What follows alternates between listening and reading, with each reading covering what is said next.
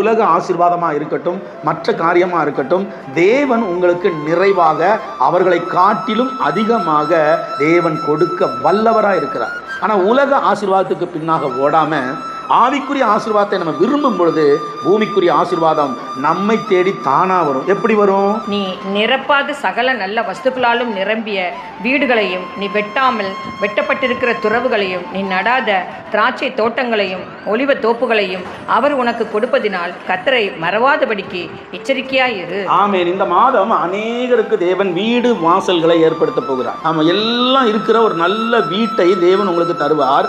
ஆண்டவர் இவ்வளவு தருவாராம்.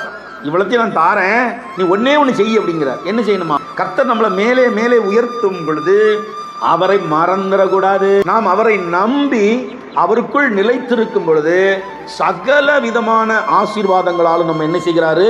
நிரப்புகிறவராய் இருக்கிறார்.